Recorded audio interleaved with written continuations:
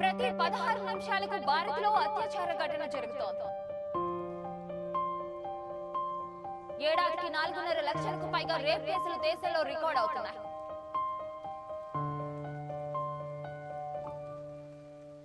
ఒక నెలన్నర క్రితం నుంచి మాకున్న అన్ని సోషల్ మీడియా హ్యాండిల్స్లోని ఒకటే రిక్వెస్ట్, అన్న మీరు ప్రతి ఇష్యూ మీద రియాక్ట్ అవుతారు కదా, ప్రతి పండగ మీద వీడియో చేస్తారు కదా, మన విజయనగరంలోనే చిన్న పాపని చేసి చంపేశారన్న, అలాగే ఒక 3rd క్లాస్ పాపని 3 మైనర్ పిల్లలు చేసి చంపేశారన్న, వీటి మీద కూడా రియాక్ట్ అవ్వండి అన్న అని. ఆ కామెంట్లు మెసేజ్లు చూడగానే మాకు అసలు ఏం రియాక్ట్ అవ్వాలి, ఎలా రియాక్ట్ అవ్వాలో అర్థం కాలేదు. ఆ అయోమయంలోంచి బయటకు వచ్చేలోపు ఇప్పుడు ఈ దారుణమైన కోల్కతా ఇన్సిడెంట్, ఈ 3 ఇన్సిడెంట్లు ఒక ఆడపిల్ల కన్నా తల్లిదండ్రులకి తను పెరుగుతున్న ప్రతి దశలోనే భయం కలిగించే ఇన్సిడెంట్లే. ఒకటేమో పసిపాపని, ఇంకొకటేమో స్కూల్ చదువుతున్న పాపని, మరొకటి మెడికల్ కాలేజ్లో అందరూ ఉంటుండగా ఏ దశలో ఒక అమ్మాయికి సెక్యూరిటీ ఉందని తల్లిదండ్రులు అనుకోగలరు? ఇప్పుడు ఆడపిల్లలు ఇంత ముందులా లేరు. ఇప్పుడిప్పుడే వాళ్ళకి ఫ్రీడమ్ వచ్చింది. ప్రతి రంగంలోని మగవాడితో సమానంగా పాల్గొంటున్నారు. ఈ 3 ఇన్సిడెంట్ల వల్ల వాళ్ళ ఫ్రీడమ్ మీద ఎంతో కొంత దెబ్బ తగులుతుంది. ప్రజెంట్ సొసైటీలో ఉన్న అప్డేట్ ఏంటి?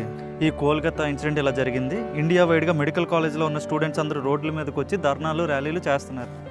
ఎలాగైనా ఆ అమ్మాయికి న్యాయం జరగాలి, నిందితులకి శిక్ష పడాలి అని. మీడియా ఛానల్ వాళ్ళు ఏమంటున్నారు?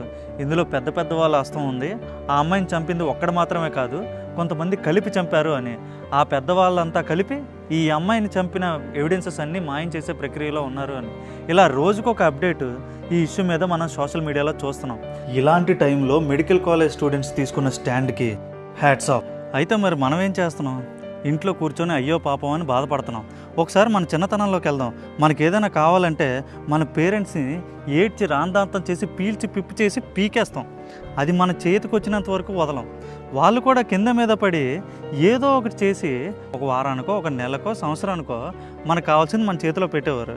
అదే బిహేవియర్ మనకేం కావాలన్నా ఏం సాధించాలన్నా సబ్కాన్షియస్ మైండ్లో అది ఉంటూనే ఉంటుంది. ఇది ఎందుకు చెప్తున్నానంటే అప్పుడు ఎప్పుడో విజయవాడలో జరిగిన ఆయిషా మీరా కేసు, అలాగే హీరోయిన్ ప్రత్యూష కేసు దగ్గర నుంచి ఈరోజు కోల్కతా కేసు వరకు కూడా మనకు వినబడుతున్న ఒకే ఒక మాట, దీని వెనకాల పెద్దవాళ్ళ హస్తం ఉంది, పెద్దవాళ్ళ హస్తం ఉంది అని. అసలు ఎవరి పెద్దోళ్ళు? ఎవరు చేశారు వీళ్ళు పెద్దోళ్ళని? మనం కాదా? మరి ఆ పెద్దోడి దగ్గర నుంచి మనకు కావాల్సింది లాక్కోవాలో వద్దా? మనకి జస్టిస్ కావాలి. మొన్న చూడండి, యూట్యూబ్లో కొంతమంది ఇష్టానుసారంగా మాట్లాడగానే పెద్ద వాళ్ళందరూ బయటకు వచ్చి దాన్ని లాగి లాగి లాగి లాగి కొట్టారు. అలా మాట్లాడిన వాడిని పోలీసులు పట్టుకున్నంత వరకు వదలలేదు. నిర్భయ, దిశ, ఇప్పుడు జరిగిన కోల్కతా ఇన్సిడెంట్లు లాంటివి డెకేడ్కి ఒకసారి జరుగుతున్నాయి. దాని గురించి ఇండియా అంతా బగ్గుమంటుంది. మరి ప్రతిరోజు అమ్మాయిల మీద అఘాత్యాలు జరుగుతూనే ఉన్నాయి. వాటికి కూడా జస్టిస్ కావాలి. అయితే ఇక్కడ మెయిన్ విలన్ ఎవడు? మన మగాళ్ళమే. మన మగాళ్ళ బుర్రలో తిరుగుతున్న చిన్న పురుగు, అదే కసి పురుగు. ఏదైనా సాధించాలన్న దాని మీద ఉండదు ఆ కసి. ఇలా అమ్మాయిలు చూసినప్పుడు, సోషల్ మీడియాలో ఎక్స్పోజింగ్లు చూసినప్పుడు కోరికలు అదుపు తప్పేస్తుంటాయి. అని తిరిగేస్తుంటుంది ఆ పురుగు. ఇప్పుడు కొంతమంది రెడీ అయిపోతారు కింద కామెంట్లు పెట్టడానికి, అన్న మరి ఆ అమ్మాయిలు కూడా ఏం తక్కువ కాదన్నా, ఇన్స్టాగ్రామ్లో చూడట్లేదా ఎక్స్పోజింగ్లు ఎలా చేస్తున్నారో అని ఎడతారు. ఒరే బాబు, ఆకర్షణ వరకు ఓకే, ఆకర్షించేసి అంతం చేసేయాలి అనుకోకూడదు కదా. అవి జీవితాలు రా, చేసి చంపేస్తున్నారు బయట. మన ఇళ్ళల్లో చెల్లెలకో అక్కలకో అమ్మలకో చిన్న స్ట్రాప్ కనబడితే సర్దుకోమని చెప్తాం. చీర సరిగ్గా వేసుకోకపోతే కవర్ చేయని చెప్తాం. అదే రోడ్డు మీద ఎవరిదైనా కనబడితే తేపకారి చేస్తాం. మరి ఇదే చూసే విధానం అని ఎన్నో సంవత్సరాల నుంచి ఎంతోమంది మొత్తుకుంటున్నారు.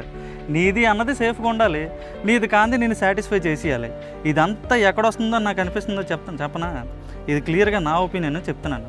చిన్నప్పటి నుంచి నాకు నేను ఏదైనా తప్పు చేసినా, నేను ఇంటికి లేటుగా వెళ్తానన్నా, ఏదైనా కొద్దిగా అటు ఇటు అయినా, అమ్మో ఇంటి దగ్గర మా అమ్మ నాన్న నన్ను కుమ్మేస్తారు, కొంచెం జాగ్రత్తగా ఉండాలనే భయం భక్తులతో బతికేవాళ్ళం. నేనైనా కాదు, నా జనరేషన్లో ఉన్న చాలామంది అలాగే ఉండేవారు. కానీ ఇప్పుడు జనరేషన్ ఎలా తయారవుతుంది తెలుసా? పాకెట్ మనీ దగ్గర నుంచి వాళ్ళ కోరికలు కూడా పెరిగిపోయాయి. 10th క్లాస్ అవ్వకముందే ఐఫోన్లో డ్యూక్ పనులు అడుగుతున్నారు. కొంతమంది తల్లిదండ్రులు ముద్దు, మా అబ్బాయి అడిగాడు, అడిగింది నేను ఇవ్వలేకపోతే ఇంకెందుకు, ఎలాగైనా కొనిసి ఇచ్చేయాలని కింద మీద పడిన వాళ్ళు ఉంటారు. ఇంకొంతమంది అవి ఇచ్చినంత వరకు పీకి పిప్పి చేస్తారు, లేకపోతే ఏ సూసైడ్ చేసుకుంటారని బెదిరిస్తారు. ఇంకొంతమంది ఉంటారు, మా ఒక్క పిల్లోడిని ఒక్క మాట తెలుసా, వాడి మీద ఒక్క దెబ్బ కూడా పడినేవును, అలాగే సంకనాకపోతున్నారు వాళ్ళు. ఎలాంటి ఏదో పని చేసినా మా అమ్మ లైట్, మా నాన్న లైట్, ఎలాగైనా వాళ్ళు మేనేజ్ చేస్తాను నేను ధీమా వచ్చింది ఇప్పుడు పిల్లల్లో. అలా కాదు, అలా కాకుండా మన జనరేషన్ లాగా అమ్మో కుమ్మేస్తారు, చాలా జాగ్రత్తగా ఉండాలి అని మనకి భయం భక్తులు ఉన్నాయనుకోండి, ఇలాంటివి కొంచెం తగ్గుతాయి. ఏ గవర్నమెంట్ అయినా అవనియండి, ఏ పోలీస్ అయినా రానియండి, ఎలాంటి ఆర్మీ అయినా రానియండి, వీళ్ళని ఎవ్వరూ మార్చలేరు.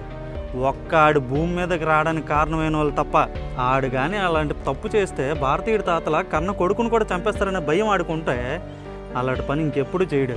సిదగొట్టియాలి ఆ కొడుకుని తల్లిదండ్రులే మార్చాలి. ప్రతి నిమిషం పిల్లల్ని మానిటర్ చేయాలి. ఆడపిల్లలకు కాదు, మగపిల్లల దగ్గర నుంచి కొంచెం ఫ్రీడమ్ లాగేసుకోవాలి. అప్పుడు కానీ మారరు ఎదవలు. భయం భక్తులు నేర్పండి మీ పిల్లలకి, గౌరవం ఇవ్వడం నేర్పండి. ఇప్పుడు జనరేషన్ ఎవరిని లెక్క చేయట్లేదు. రేపు పొద్దున్న ఆడి జనరేషన్ వాడే ఆడిని లెక్క చేయకపోతే అప్పుడు తెలిసి వస్తుంది. అడిగే మర్యాద నేర్పండి. జై హింద్.